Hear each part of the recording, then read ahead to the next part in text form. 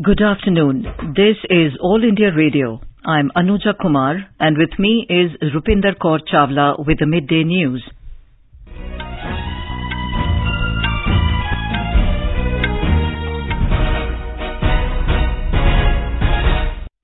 The headlines.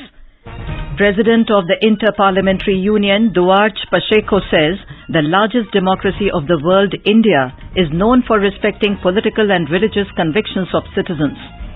Prime Minister Narendra Modi to hold virtual summit with his Finnish counterpart Sanna Marin this afternoon. UK Prime Minister Boris Johnson to visit India at the end of April. Notification for fourth phase of assembly elections in West Bengal issued today. Campaigning for assembly polls gains momentum in Assam, West Bengal, Tamil Nadu, Kerala and Puducherry. Rajya Sabha Chairman M. Venkaiah Naidu says India aims to eradicate tuberculosis by 2025. Finance Minister Nirmala Sitharaman says Centre is continuously engaging with Reserve Bank of India to ensure that no regulatory mishaps occur in the future. Maharashtra, Punjab, Karnataka, Gujarat and Tamil Nadu account for 79% surge in new COVID cases. UN Secretary General Antonio Guterres calls upon international community to take steps to end violent repression by Myanmar military. And in cricket, third T20 match between India and England to be played at Ahmedabad this evening. As the nation fights the COVID-19 pandemic, we begin with a message of precaution to stay safe and protected by following these three simple steps. Wear a face mask, maintain 2 gaz ki duri for social distancing, focus on hand and face hygiene. And now the news in detail. Duarte Pacheco, President of the Inter-Parliamentary Union IPU, has said India, the largest democracy of the world, is known to respect convictions both political and religious of every person. He was addressing the Indian parliamentarians in the Central Hall of Parliament today. India defends democracy, the state of law, the dialogue between people and countries to achieve peace and development to all. India is the largest democracy of the world and in all levels, from local to national, is looking to be more inclusive with more women and young people. And India respects the convictions, political and religious, of each person. The President of the IPU said India's commitment towards implementation of sustainable growth models has been exemplary and is now shared by many democratic countries around the world. President of IPU, Pacheco, said that both India and Portugal share deep relationship based on common grounds of parliamentary democracy. He said India is, and in all levels from local to national, looking to be more inclusive with active participation from women and youth. Talking about the pandemic, he thanked the Indian leadership for reaching out to many countries across the world, ensuring supply of COVID-related drugs and vaccines. He assured India of Portugal's support towards India's permanent membership at the UN Security Council. Welcoming the President of the Inter-Parliamentary Union, Speaker of Lok Sabha Om Birla said that parliaments of every country should respect the sovereign decisions taken by other countries. He said legislative bodies of other countries should not indulge in discussing decisions taken by the parliaments of other countries, which in a way undermines the essence of democracy. IPU के एक जिम्मेदार सदस्य के रूप में मेरा मानना है कि लोकतांत्रिक देशों की संसदों की संप्रभुता की रक्षा करना भी उतनी आवश्यक है। मेरे विचार में किसी देश की संसद को अन्य लोकतांत्रिक देश की संसद द्वारा लिए गए सर्वप्रमुख निर्णयों या संसद से संबंधित विषयों पर चर्चा नहीं करना चाहिए। The Lok Sabha Speaker said India has successfully conducted 17 general elections and over 400 state assembly elections, establishing country's strong belief in the democratic system. President of the Inter-Parliamentary Union, Pacheco, is on a week-long visit to India on the invitation of Parliament of India and witnessed the functioning of Rajya Sabha yesterday. Rajya Sabha Chairman M. Venkaiah Naidu today highlighted India's ambitious goal to eradicate tuberculosis by 2025. He said for this, Several steps like improved reach, newer drugs and financial support have already been undertaken by the government. He highlighted the need for mass awareness to bring the much-needed behavior change in the country. Finance Minister Nirmala Sitharaman has said that the centre is continuously engaging with the Reserve Bank of India to ensure that no regulatory mishaps occur in the future. Responding to supplementaries regarding recent failures of few large private sector financial institutions and necessity of robust regulatory supervision of the central bank, the Finance Minister said that the centre is committed to ensure an efficient regulatory and supervisory mechanism. Minister of State for Finance Anurag Thakur has said that the government is fully geared up to check inflation and tackle any situation of shortfall in farm produce. Replying to supplementaries in the Rajya Sabha today, Mr. Thakur asserted that in the last 7 years, the centre under the able leadership of Prime Minister Narendra Modi has built a strong chain of warehouses for proper storage of food grains and other essential items. He said that the inflation that used to hover in double digits prior to 2014 has been efficiently checked in the current regime. Highlighting the commitment of the centre regarding doubling farmers' income in the country, Mr. Thakur emphatically asserted that increasing the MSP significantly for oil seeds and pulses has brought a turnaround effect. He informed that the increase in MSP has ensured increased production of pulses and oil seeds, thereby reducing dependency on imports and also substantially increasing farmers' income. Minister of State for Finance Anurag Thakur has said that the government is not utilizing the CSR funds to finance any government scheme. Replying to supplementary questions in the Rajya Sabha today, Mr. Thakur said that funds given by private companies under corporate social responsibility are primarily utilized by the implementing agencies for specific local and regional programs. He also informed that in cases where contribution by private entities is more than 10 crore rupees, an impact assessment report has been mandated to assess the utilization of the fund.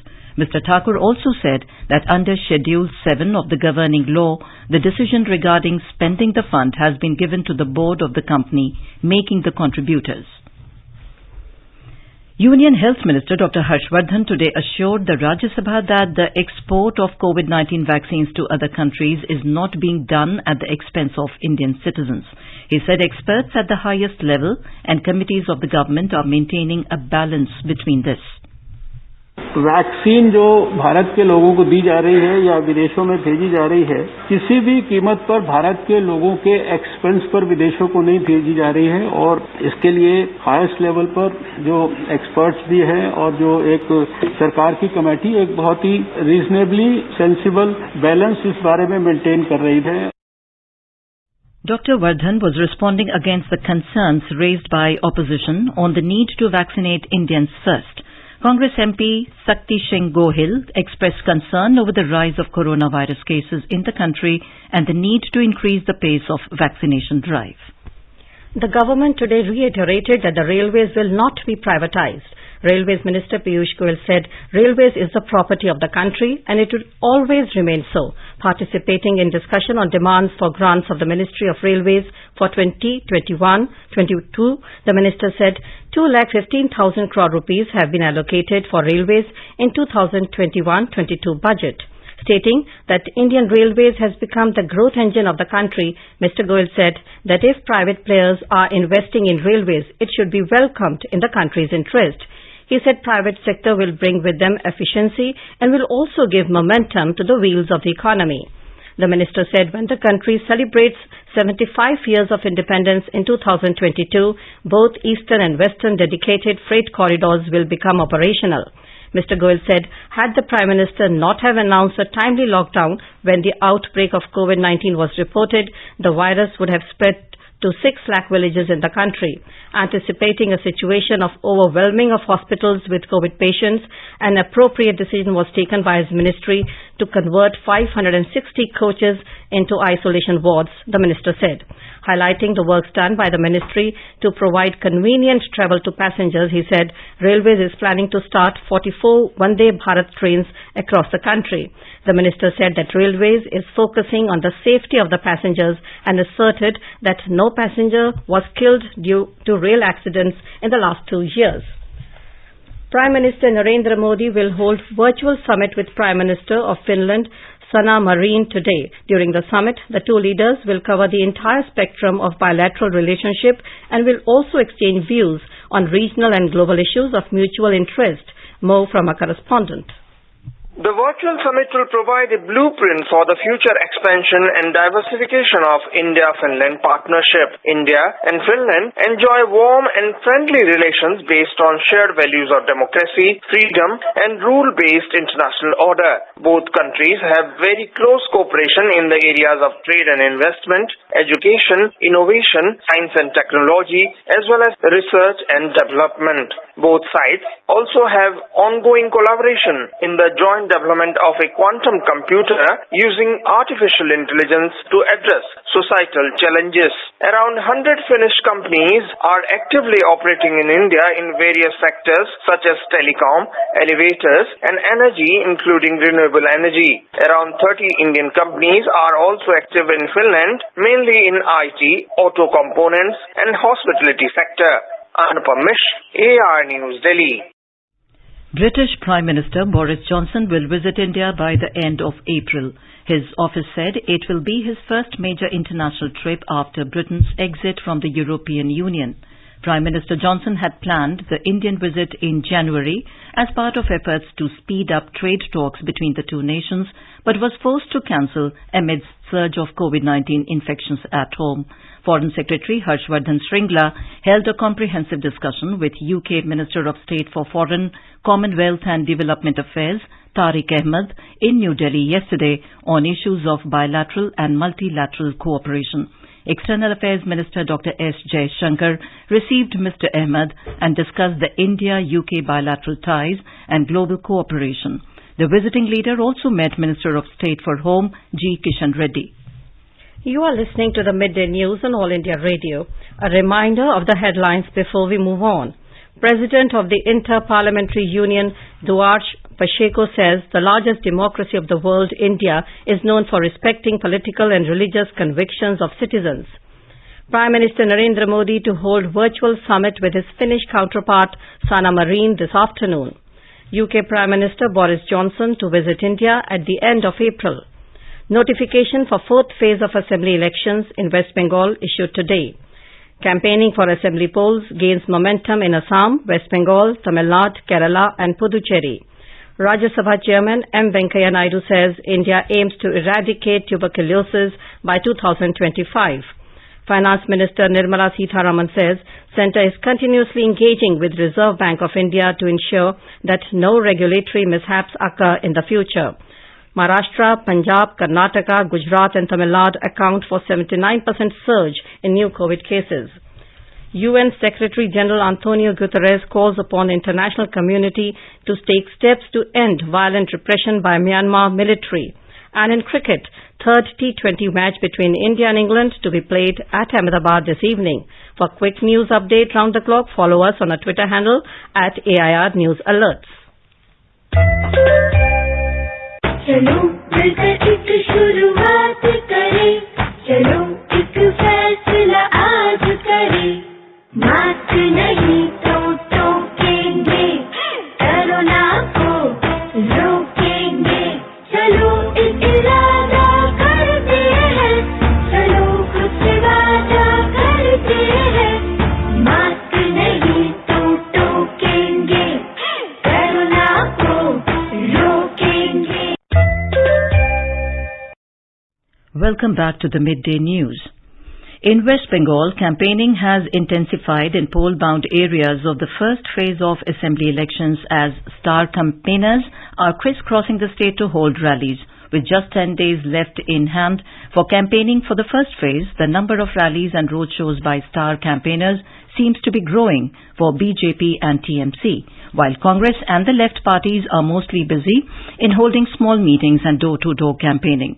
National leaders and heavyweight campaigners of BJP are being seen in the state on a regular basis, whereas star campaigners of Congress, CPIM and CPI are likely to visit the state in coming days. BJP leader and Chief Minister of Uttar Pradesh, Yogi Adityanath, held a rally at Balrampur in Purulia this morning.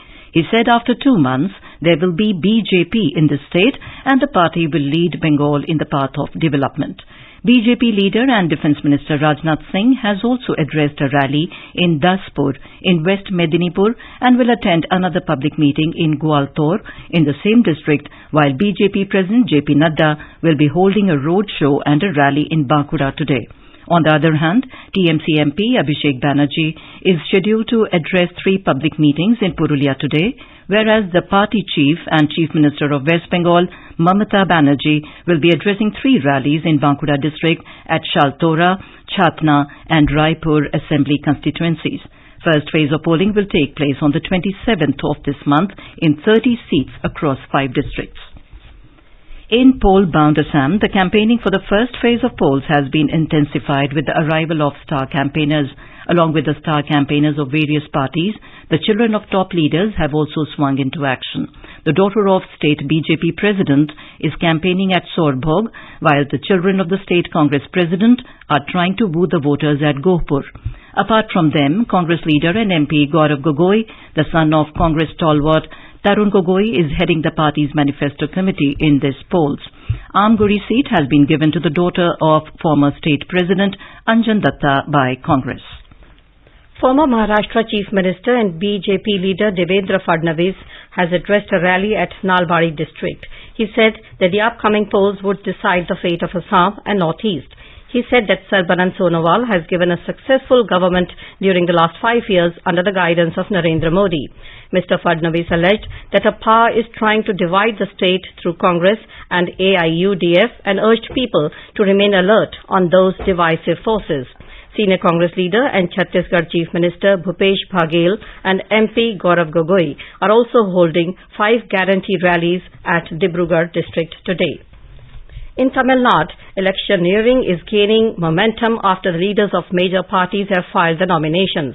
Former Union Minister Pon Radhakrishnan filed his nomination from Kanyakumari Lok Sabha constituency, where the by-election is to be held. The constituency felt vacant after the death of Vasant Kumar.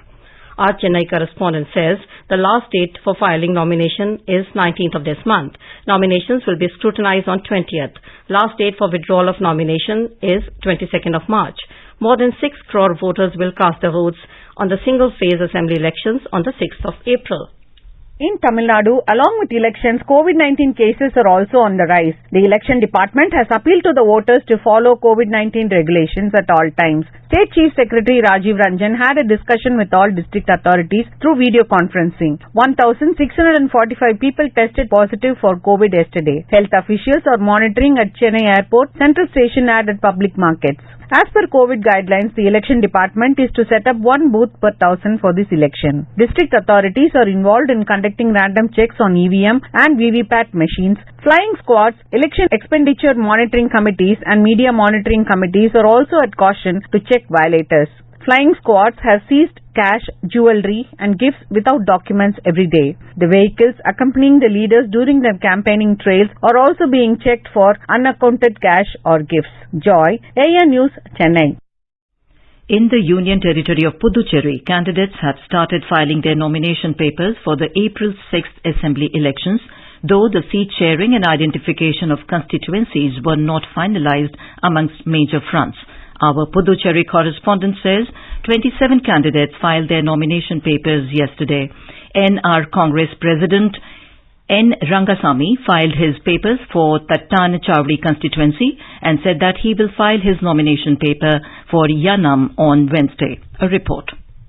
In NDA alliance, 14 seats were shared among the BJP and AIADMK. It is said that the BJP wanted to contest 10 seats, but AIADMK wants more seats and the issue is still to be sorted out. Alliance partners BJP and AIADMK have filed nominations for the same seat. Vivian Richards of BJP and AIADMK former MLA Om Shakti Segar filed the nomination for the Nellitopu constituency. DMK former legislator Siva filed nomination for Viliyanur and DMK North convener SP Sivakumar filed his nomination from Rajbhavan. All the 12 DMK nominees out of 13 have filed their nominations. Bahur candidate is to be finalized. Former Parliamentary Secretary to Chief Minister K. Lakshmi Narayanan filed his nomination for Rajbhavan constituency on the NR Congress ticket. Chandramohan, AR News, Puducherry.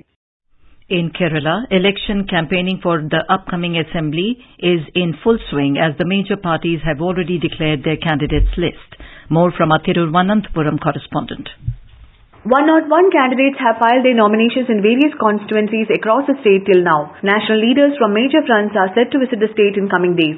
Party sources reported that Prime Minister Narendra Modi will visit the state from 30th of this month to April 2nd. Chief Minister of Tripura, Biplav Kumar Dev, is in Kerala today as part of the BJP campaign. Union Ministers Amit Shah, Rajnath Singh, Smriti Irani will also join the BJP campaign in the coming days.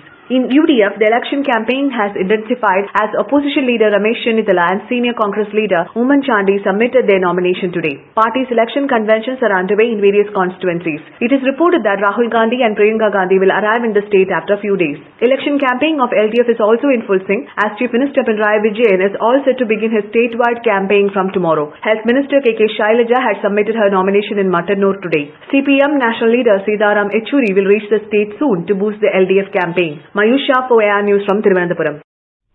The Election Commission has decided to use voter verifiable paper audit trail VVPAT along with electronic voting machines EVM at every polling station in the poll-bound states.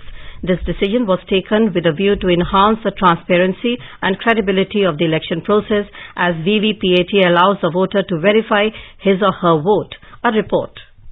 In order to ensure transparency, EVMs, VVPATs are randomized twice using EVM management system while being allocated to an assembly constituency and then to a polling booth, ruling out any fixed allocation. On the polling day, 90 minutes before the start of the actual poll, a mock poll is conducted by casting at least 50 votes at every polling station in the presence of polling agents of the candidates, and the electronic result of the control unit and the VVPAT slips count are tallied and shown to them. Immediately after mock poll, the clear button on control unit is pressed to clear the data of the mock poll and to ensure that no votes are recorded. EVMs and VVPATs are then sealed in the presence of polling agents and signature of polling agents are obtained on seals before starting actual poll. After completion of poll, EVM and VVPATs are sealed in the respective carrying cases in the presence of polling agents, and the polled EVMs and VVPATs are escorted back to the strong room for storing in double lock system in the presence of candidates or their representatives under videography.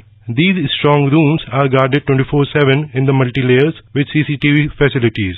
On the day of counting, before retrieving the result from the control units, the seals are verified and unique serial numbers of CU is tallied before counting agents deputed by the candidates. News Desk, Anush Sharma.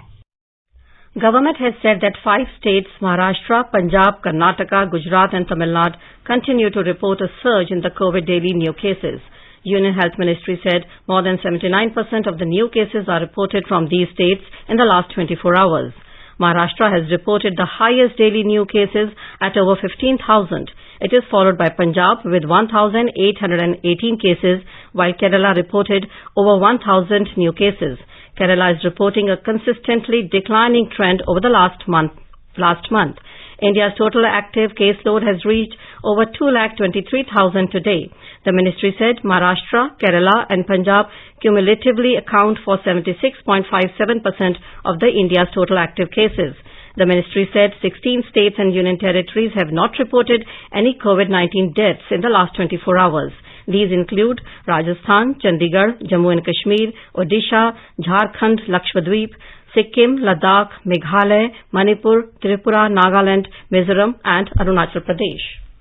India is scaling peak in its COVID-19 inoculation drive. The Health Ministry said more than 30,39,000 vaccine doses have been administered yesterday, which is the highest so far. It said vaccination of beneficiaries above 60 years touched 1 crore within 15 days.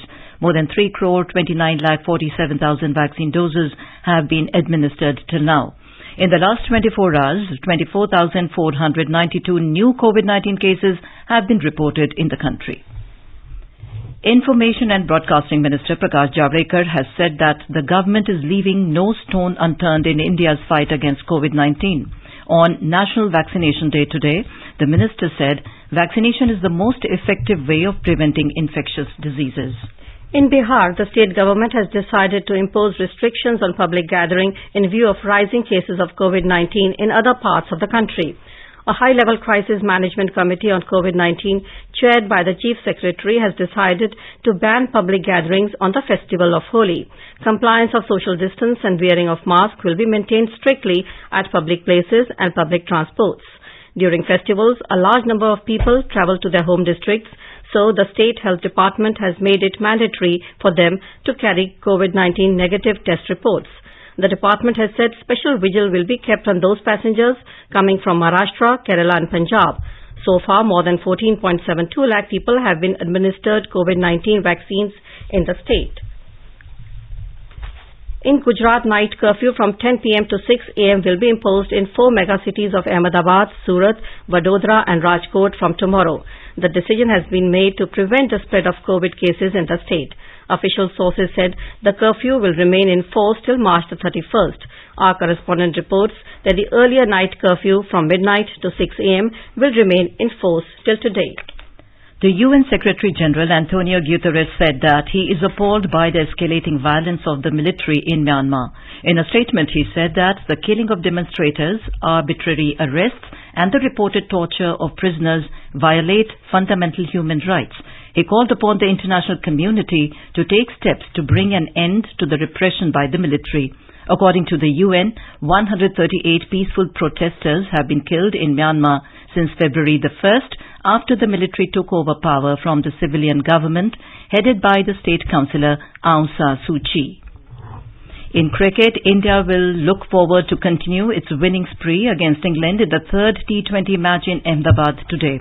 India made a roaring comeback in the second T20 on Sunday, powered by a half-century on debut by Ishan Kishan, and defeated England by 7 wickets to level the series. However, India need to iron out some issues at the top of the order as KL Rahul failed to fire in both games so far.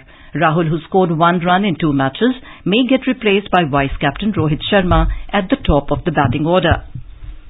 India's premier off-spinner Ravichandran Ashwin was today named the ICC Men's Player for the month of February for his stellar show against England in a 4-match test series at home, which India won to qualify for the World Test Championship final.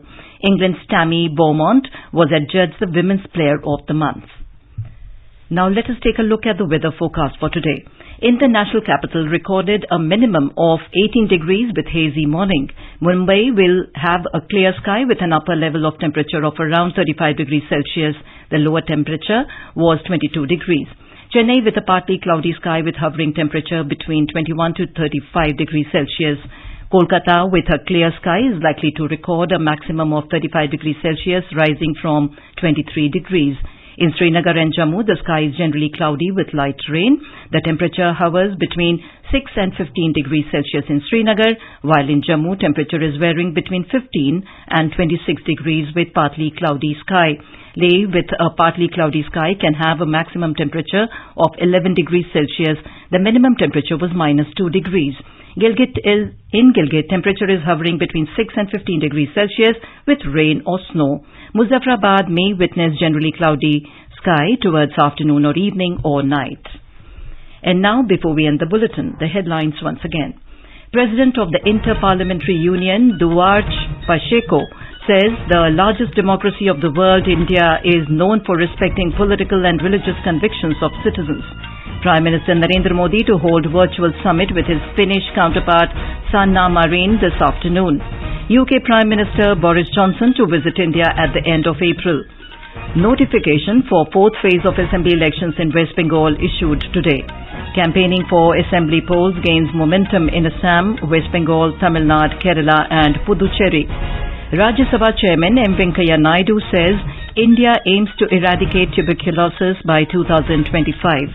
Finance Minister Nirmala Sitharaman says Centre is continuously engaging with Reserve Bank of India to ensure that no regulatory mishaps occur in the future. Maharashtra, Punjab, Karnataka, Gujarat and Tamil Nadu account for 79% surge in new COVID cases. UN Secretary-General Antonio Guterres calls upon international community to take steps to end violent repression by Myanmar military. And in cricket, third T20 match between India and England to be played at Ahmedabad this evening. For details of these stories and more, log on to our website www.newsonair.com and News on AIR app. And with that, we end the Midday News.